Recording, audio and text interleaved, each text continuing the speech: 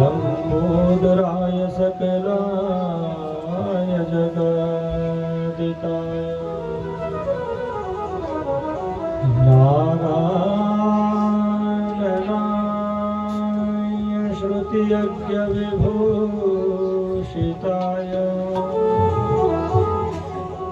गौरीसुताय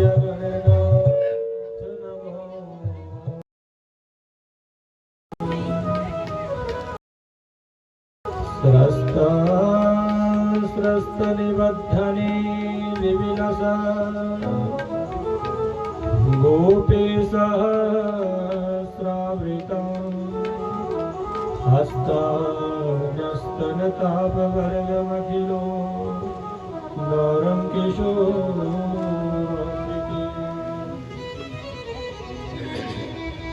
कृष्णाय वासुदेवाय हरये परमात्मने प्रणतक्लेशनाशाय गोविन्दाय नमो नमः। वन्दे देव उमापतिं सुरगुरुं वन्दे जगत्कारणं वन्दे पन्नगभूषणं मृगधरं वन्दे पशूनां पतिं वन्दे सूर्यशशाङ्कवह्निनयनं वन्दे मुकुन्दप्रियं वन्दे भक्तजनाश्रयं च वरदं वन्दे शिवं शङ्करम् मनोजवं मारुततुल्यवेगं जितेन्द्रियं बुद्धिमतां वरिष्ठं वातात्मजं वानरयूथमुख्यं श्रीरामदूतं शरणं प्रपद्ये। सर्वचैतन्यरूपां आद्यां विद्यां च धीमहि बुद्धिं ज्ञानं प्रचोदयात्। गुरुर्ब्रह्मा गुरुर्विष्णु गुरुर्देवो महेश्वरः गुरुः साक्षात् परब्रह्म तस्मै श्री गुरुवे नमः। ध्यानमूलं गुरुमूर्ति पूजामूलं गुरुपदं मन्त्रमूलं गुरुवाक्यं मोक्षमूलं गुरुकृपा। ॐ शान्तिः शान्तिः शान्तिर्भवतु। जय जय श्री राधारमण जय जय नवल किशोर जय गोपी चितचोर प्रभु जय जय माखन चोर। आइए बड़े भाव से बड़े प्रेम से मीठी मीठी तालियों की सेवा करते हुए मन वाणी को पवित्र करते हुए राधा माधव के चरणों का चिंतन करते हुए बड़े भाव श्रद्धा से श्री राधे राधे गोविंद गोविंद राधे श्री राधे राधे गोविंद गोविंद राधे राधे राधे गोविंद गोविंद राधे श्री राधे राधे गोविंद गोविंद राधे श्री राधे राधे गोविंद गोविंद राधे श्री राधे राधे गोविंद गोविंद राधे।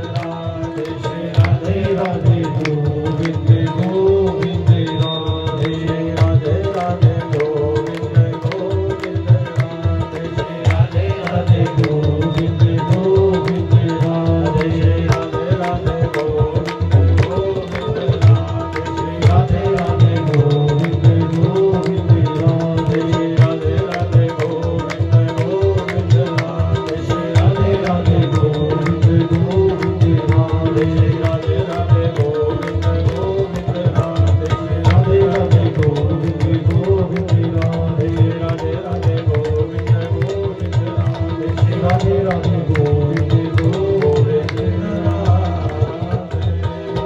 जय जय श्री राधे श्याम। परम मंगलमय परात्पराग्लेश्वर अकारण करुणा वरुणालय भक्तवान जगलपतरु पीताम्बरधारी भगवान बालकृष्ण लाल की वांगमय प्रतिमूर्ति श्रीमद् भागवत महापुराण देवादिदेव कैलाशाधिपति आशुतोष भगवान शंकर आदिशक्ति जगत जननी प्रांबा मां जगदम्बा मंडपस्थावाहित समाहित पूजित समस्त 33 कोटि देवता दिवंगत आत्माएं प्रातः स्मरणीय वंदनीय अर्चनीय श्री गुरु चरण कमल श्रीमद् भागवत ज्ञान अनुष्ठान के आचार्य सहित समस्त विद्वत वर्ग संगीतज्ञ मंडली कथा के प्रधान यजमान समस्त परिवार संबंधीगण वात्सल्यमयी भक्तिमयी श्रद्धामयी स्नेहास्पद मातृशक्ति कथा में उपस्थित ज्येष्ठ श्रेष्ठ वरिष्ठ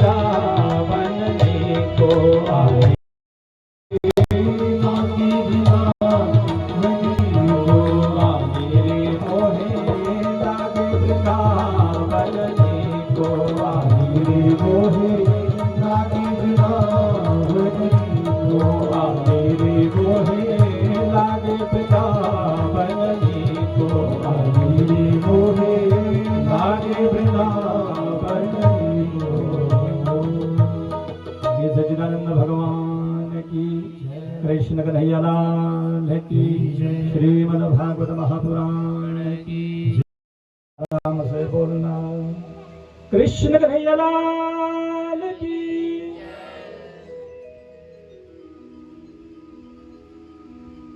भगवान ने पृथ्वी का अभिमान जोर किया, पृथ्वी का स्थापन किया और पृथ्वी को स्थापित करके अब ब्रह्मा जी ने सृष्टि आरंभ की। सात्विक राजसिक तामसिक और विशेष प्रकार से 4 प्रकार की 4 प्रकार की सृष्टि है। अंडज उद्भिज स्वीदज और जरायुज। अंडज माने अंडा फोड़ करके जो सृष्टि निकलती है अंडज कहलाती है। उद्भिज जो पृथ्वी फोड़ करके जो सृष्टि पैदा होती है उद्भिज कहलाती है। स्वीदज सर्दी और गर्मी के मिश्रण से जो सृष्टि पैदा होती है खटमल पुष्प इत्यादि। जरायुज जार लेकर के जो सृष्टि प्रकट होती है पैदा होती है जरायुज कहलाती है। मानव पशु इत्यादि। बोलिए सच्चिदानंद भगवान जय। बोलिए सच्चिदानंद भगवान की।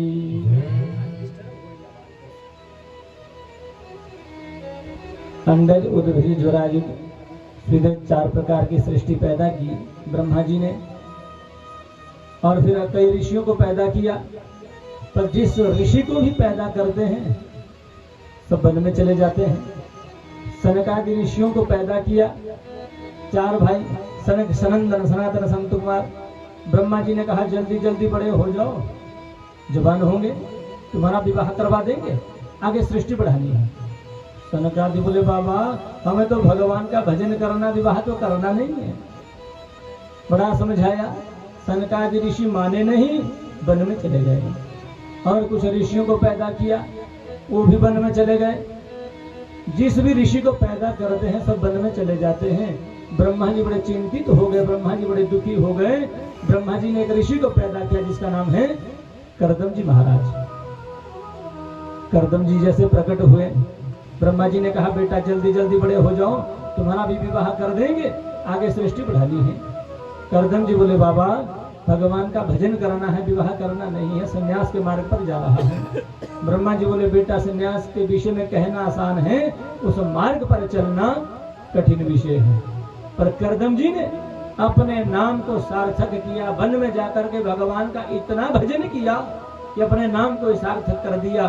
करदम का मतलब होता है जिसने अपनी इंद्रियों का दमन कर दिया, करदम कहलाता है। तो ये सच्चिदानंद भगवान की जय। उधर ब्रह्मा जी को बड़ी चिंता, जिसको पैदा करते हैं सब वन में चले जाते हैं। उसी समय भगवान का ध्यान किया और ब्रह्मा जी ने भगवान का ध्यान करते करते भगवान ब्रह्मा जी की दाई भाव से पुरुष पैदा हुआ जिसका नाम है मनु जी महाराज, और बाई भाव से एक नारी पैदा हुई जिनका नाम है शतरूपा। दोनों अयोनिज आपस में विवाह करवा दिया और इन्हीं मनु और शतरूपा से जो है मैथुनी सृष्टि आरंभ हुई, और मनु की संतान होने से हम आप सब लोग भी मानव कहलाए। बोलिए सच्चिदानंद भगवान की जय। मनु के यहाँ 5 संतानें हुई, 3 बेटियां हुई, 2 बेटा हुए। 3 बेटियां अकूति, देवहूति और प्रसूति, और 2 बेटा हुए प्रियव्रत और उत्तानपाद। उधर करदम जी भगवान का भजन कर रहे थे वन में, और एक दिन करदम जी ने किसी पक्षी के जोड़े को आपस में खेलकूद करते हुए देख लिया, आपस में क्रीड़ा करते हुए देख लिया, और करदम जी के मन में भी एकदम भाव जागृत हो गया। अरे संसार का पक्षी को देखो कैसा प्रेम से रहता है, संसार के जीव को देखो आपस में कैसा प्रेम से रहता है, अपना सुख दुख बताता है, खेलकूद करता है। अरे हमारा जीवन कोई जीवन थोड़े ना है, अकेले बैठे हैं, ना किसी को अपना कोई मन की बात बता सकते, ना किसी से कोई वार्तालाप हो सकता।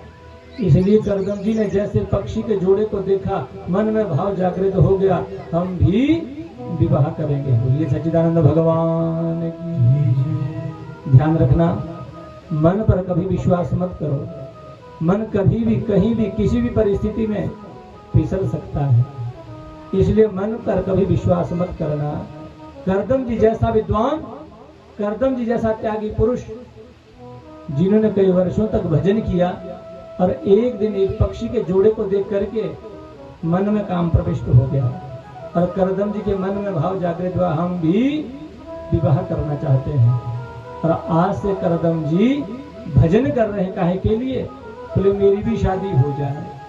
और भगवान ने देखा, भगवान कहते हैं लोग बुढ़ापे में भजन करते हैं मेरी प्राप्ति हो जाए, और इस बूढ़े बाबा को देखो भजन कर रहा है, काहे के लिए? बोले मेरी भी शादी हो जाए। और भजन करते करते करदम जी का समय व्यतीत हुआ, भगवान ने आकर के दर्शन दिया, और भगवान ने करदम से कहा, करदम विवाह करना चाहते हो? अब करदम जी एकदम शर्माए। करदम जी कहे, बाबा बिल्कुल विवाह का तो कोई विचार है ही नहीं।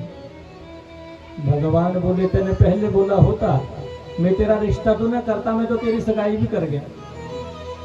करदम जी बोले, भगवान से क्या झूठ बोलूं?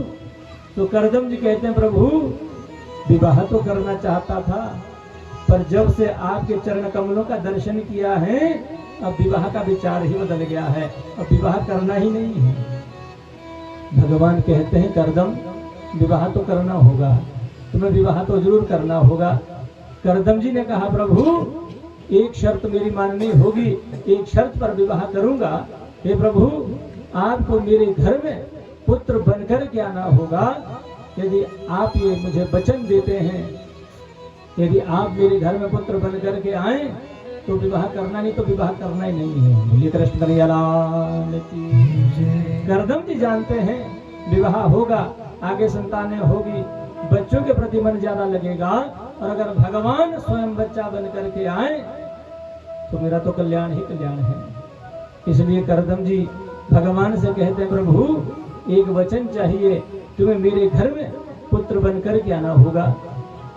भगवान कहते मंजूर है। और यहीं से करदम जी से कहा, हे करदम, आज के ठीक तीसरे दिन मनु और शतरूपा अपनी बेटी देवहूति को लेकर के आएंगे, मना मत करना, नहीं तो जिंदगी भर कुंवारा रह जाएगा। और यहीं से भगवान गए मनु के पास, और मनु से कहा, हे मनु, आज के ठीक तीसरे दिन अपनी जो बेटी, आपकी जो बेटी देवहूति है, इसका हाथ करदम जी के हाथ में दे दीजिए। ठीक तीसरा दिन आया, मनु और शतरूपा अपनी बेटी देवहूति को लेकर के करदम जी के आश्रम पर गए। और करदम जी के आश्रम पर जैसे मनु शतरूपा देवहूति को लेकर के जैसे पहुंचे हैं, करदम जी ने 3 आसन निकाले। एक होने वाले ससुर के लिए, होने वाली सास के लिए और होने वाली धर्मपत्नी के लिए। बोलिए कृष्ण कन्हैया लाल की जय। करदम जी अपने आसन पर विराजमान हो गए और मनु से कहा, मनु आइए आइए अपना आसन ग्रहण करिए। मनु जी अपने आसन पर बैठ गए। शतरूपा अपने आसन पर बैठ गई। पर देवहूति धर्म संकट में है। देवहूति सोच रही है, अब की थोड़ी देर के बाद ये मेरे पति बनने वाले हैं और पति के सामने कभी भी ऊंचे आसन पर नहीं बैठना चाहिए। बोलिए सच्चिदानंद भगवान की। शास्त्र की मर्यादा है, शास्त्र का नियम है, पति के सामने कभी भी ऊंचे आसन पर नहीं बैठना चाहिए, पति का अपमान होता है। पति से पहले कभी भोजन नहीं करना चाहिए, पति के उठने से पहले उठ जाना चाहिए। ये कुछ मर्यादाएं हैं, कुछ नियम हैं, पर अब समाज पढ़ा लिखा है। अब ये नियम पिछली सदी में तो लागू होते थे, इस सदी में लागू नहीं होते हैं। बोलिए सच्चिदानंद भगवान की। आजकल तो उल्टी सेवा करनी पड़ती है। करदम जी देवहूति धर्म संकट में है। अब की थोड़ी देर के बाद ये मेरे पति बनने वाले हैं। पति के सामने कभी भी ऊंचे आसन पर नहीं बैठना चाहिए, शास्त्र की मर्यादा है। करदम जी एकदम आंखें बंद करके बैठे हैं और करदम जी कहते हैं, अगर ये आज इस परीक्षा में पास हुई तो विवाह करना है, नहीं तो विवाह करना ही नहीं है। करदम जी एकदम आंखें बंद करके बैठे और देवहूति धर्म संकट में है। यदि पति के सामने ऊंचे आसन पर बैठती हूँ तो पति का अपमान है, और यदि नहीं बैठती हूँ तो भी तो पति का अपमान है। पति ने आसन दिया, नहीं बैठती हूँ तो भी पति का अपमान, और अगर बैठती हूँ तो भी पति का अपमान। बोलिए सच्चिदानंद भगवान की। करदम जी एकदम आंखें बंद करके बैठे, बीच बीच में आंखें खोल के देखते बैठी कि नहीं बैठी है। और करदम जी सोच रहे हैं, आज इस परीक्षा में पास हुई तो ही विवाह करना है। ध्यान देना, आजकल की कोई पढ़ी लिखी कोई डिग्री नहीं थी। आजकल डिग्रियां तो हैं, पर सनातन शिक्षा नहीं है, सनातन सभ्यता नहीं है। हमारी जो सनातन परंपरा थी, हमारी जो पढ़ाई थी, वो खत्म हो गई, हमें अंग्रेजी पढ़ाई जा रही है। वास्तव में देवहूति सनातन सभ्यता जानती है, सनातन संस्कृति जानती है। और देवहूति ने करदम जी के सामने ऊंचे आसन पर नहीं बैठी और करदम जी के द्वारा दिए गए आसन का अपमान भी नहीं किया।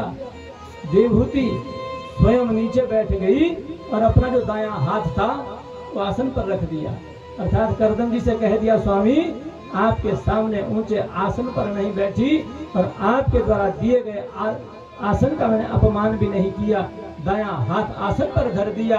करदम जी ने आंख खोली और करदम जी कहते हैं, विवाह करूंगा तो देवहूति से करूंगा, नहीं तो विवाह करना ही नहीं है।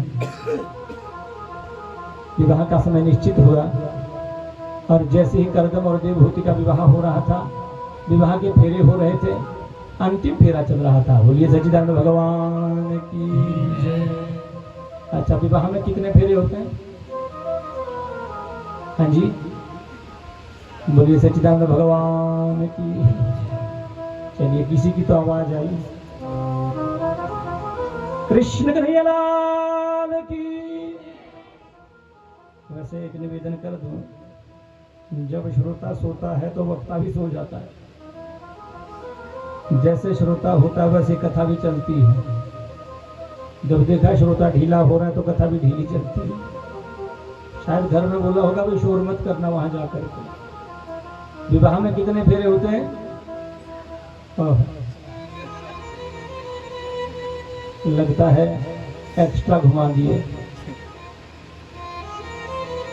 वास्तव में फेरे 7 होते हैं, पर वो 7 फेरे 3 तो निष्क्रमण के होते हैं। तो सिर्फ अग्नि को हम साक्षी मानते हैं। अग्नि का सम्मान करने के लिए 3 फेरे होते हैं, अगर नहीं भी करेंगे तो भी चलेगा। पर वास्तव में विवाह के 4 फेरे बड़े काम के हैं। 4 फेरे हमारे जीवन के 4 पुरुषार्थ हैं। जहाँ भाई खीले डालता है ना, वहीं से फेरे आरंभ होते हैं। पहला फेरा कन्या आगे और वर पीछे, ये हमारे जीवन के 4 पुरुषार्थ है, ध्यान देना। सबसे पहला फेरा है धर्म का, दूसरा फेरा है अर्थ का, तीसरा फेरा है काम का, चौथा फेरा है मोक्ष का। ये हमारे जीवन के 4 पुरुषार्थ हैं।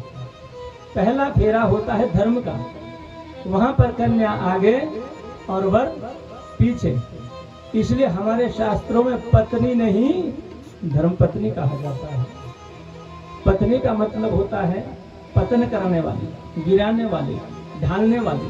साथ में धर्म शब्द जोड़ दिया, जो धर्म की तरफ ढालती हैं, धर्म की तरफ जो गिराती हैं, धर्म की तरफ जो ले जाती हैं, धर्म पत्नी होती है।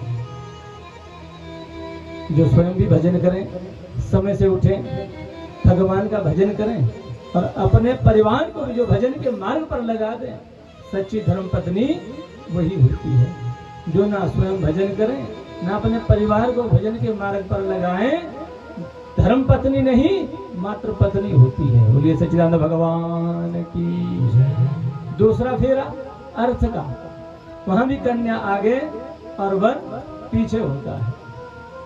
अर्थ के फेरे में, अर्थ का मतलब होता है धन कमाना, ये इसके लिए भी कन्या आगे और वर पीछे रहता, अर्थात स्वयं भी मेहनत करें और अपने श्रीमान जी को भी मेहनत करने में लगा दें, तो दूसरा फेरा सार्थक होता है।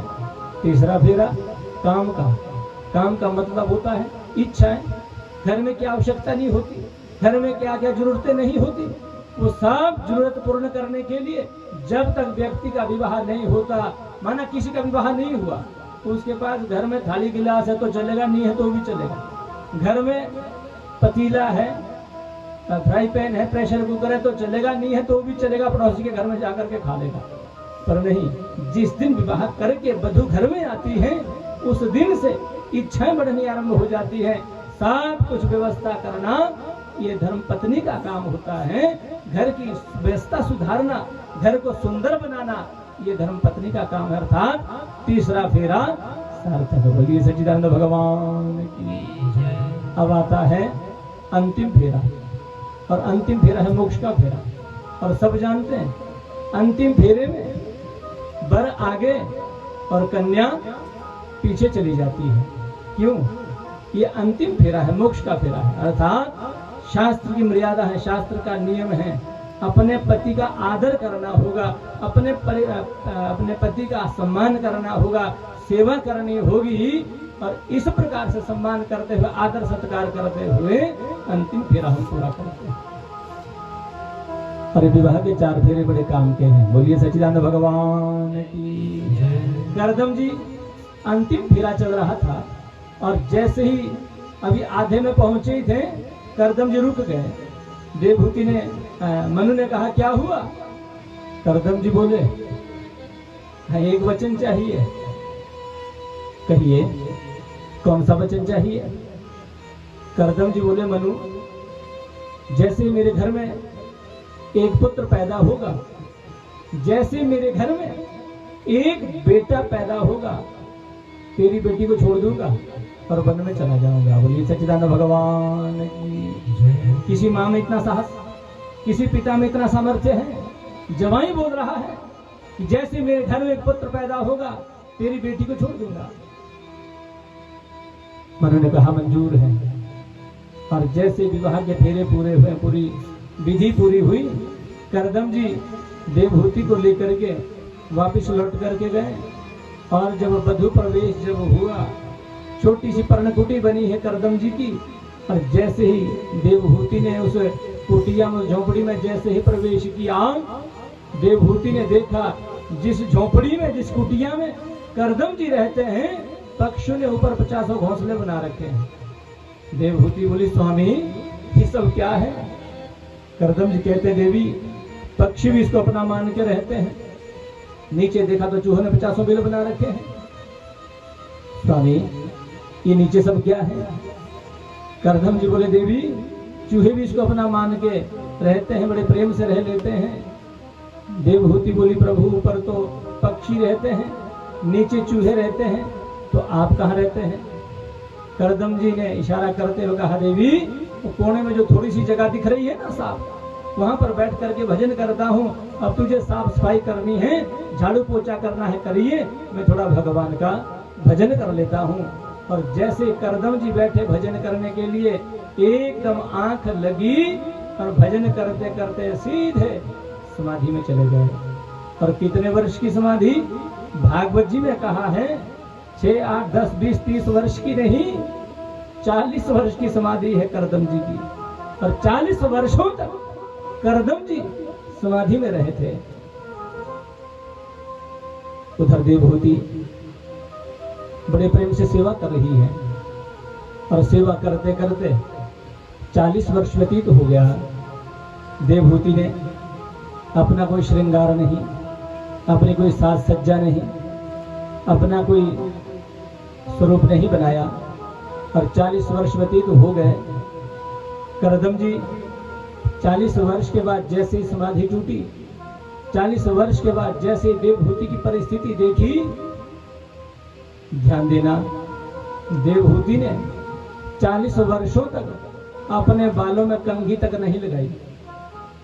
यहाँ 7 दिन तक कंघी मत फेरना, 7 दिन में बालों में गांठें पड़नी शुरू हो जाती हैं, और यहाँ तो 40 वर्ष व्यतीत हो गया।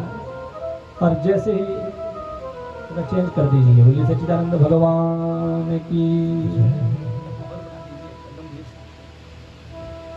बोलिए सच्चिदानंद भगवान की। करदम जी 40 वर्ष के बाद जैसे ही आंख खुली और देवहूति की परिस्थिति देखी, करदम जी कहते हैं, देवी क्या हाल बना दिया, क्या परिस्थिति बना दी। और करदम जी से देवहूति की स्थिति देखी नहीं गई, और करदम जी ने अपने तपोबल के द्वारा, अपने योग बल के द्वारा देवहूति को बना दिया 16 वर्ष का, और स्वयं को इतने सुंदर बन गए जैसे कोई 20 वर्ष का बालक हो। और अपने तपोबल के द्वारा इतना सुंदर महल तैयार कर दिया जो देवहूति ने अपने पिता मनु के घर में भी ना देखा हो। इतना सुंदर भवन तैयार कर दिया, और इसी भवन में, इसी महल में देवहूति और करदम जी के यहाँ अभी बेटा तो एक भी नहीं हुआ, क्योंकि भगवान जानते हैं करदम जी के यहाँ जैसे ही एक बेटा होगा, देवहूति को छोड़ के वन में चला जाएगा। बेटा तो एक भी नहीं हुआ, और बेटियां हो गई 9। ध्यान देना, जिस घर में बेटियां ज्यादा हैं तो घर बड़ा भाग्यवान है, और जिस घर में एक भी बेटी नहीं वो घर भाग्यवान भी नहीं है। अपने जीवन में जिस पिता ने एक कन्या का कन्यादान नहीं किया, जिस पिता ने अपने जीते जी एक कन्यादान नहीं किया, समझो उसने कोई शुभ कर्म भी नहीं किया। कलयुग में कन्यादान का बहुत बड़ा महत्व है। कलयुग में एक कन्यादान करने का इतना बड़ा फल बताया है, अश्वमेध सहस्राणि वाजपेय शतानि च। 1000 अश्वमेध यज्ञ करके जो फल प्राप्त होता है, और 100 वाजपेय यज्ञ करके जो फल प्राप्त होता है, कलयुग में एक कन्यादान करने से वो फल मिलता है। क्योंकि कलयुग में अश्वमेध यज्ञ और वाजपेय यज्ञ निषेध कहे हैं, और जो एक कन्यादान करता है उसको वो फल मिलता है। और ध्यान देना, जिस दिन हम भी किसी की बेटी को ब्याह के लाए हैं, उस दिन से हमारे जीवन में भी एक कर्जा है, उस दिन से हमारे जीवन में भी एक ऋण है, और वो ऋण उस दिन ऋण होगा जब हम भी किसी कन्या का कन्यादान करेंगे, जब हम भी किसी कन्या का विवाह करवाएंगे तो हमारा जो ऋण है पूर्ण होगा। बोलिए सच्चिदानंद भगवान की। इसलिए जितना घर में पुत्र का होना जरूरी है, उससे कहीं ज्यादा आवश्यक है पुत्री का होना। और ध्यान देना, कलयुग का समय है, पुत्र को पुत्र हो सकता है, पुत्री को पुत्री नहीं हो सकती है। इसलिए घर में जितना बेटे का होना जरूरी, उससे कहीं ज्यादा आवश्यक है बेटी का होना। बोलिए सच्चिदानंद भगवान की जय। करदम जी के यहाँ अभी पुत्र तो एक भी नहीं हुआ और पुत्रियां हो गई 9। और करदम जी के यहाँ जिन बेटियों ने जन्म ले रखा है, एक से अद्भुत एक बेटी है। कौन नहीं जानता मानसूया का नाम? मानसूया जो कि अत्रि मुनि को ब्याही गई, और इन्हीं के यहाँ भगवान ब्रह्मा, विष्णु और भगवान शंकर बच्चे बनकर के आए थे। मां अरुंधति जो कि मुनि वशिष्ठ को ब्याही गई, जिनके यहाँ भगवान राम स्वयं गए हैं विद्या अध्ययन करने के लिए। एक से बढ़कर एक सुंदर जीवन इन बेटियों का। करदम जी बहुत प्रसन्न है, प्रभु मेरे 9 यज्ञ तो होने वाले हैं। और धीरे धीरे बेटियां जवान हुई, 9 कन्याओं का विवाह हुआ, और अब 10वें गर्भ में स्वयं भगवान आ रहे हैं। और जब से भगवान गर्भ में आए हैं, तब से एकदम चारों ओर आनंद ही आनंद बरस रहा है, चारों ओर आनंद ही आनंद बढ़ रहा है। करदम और देवहूति बहुत प्रसन्न चित्त हैं, आनंदित हैं।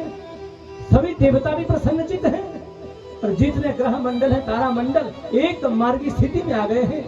और धीरे धीरे देवहूति ने जो गर्भ धारण कर रखा है, धीरे धीरे उदर बढ़ता जा रहा है। और धीरे धीरे गर्भ में भगवान ने 10 मास पूर्ण कर दिए।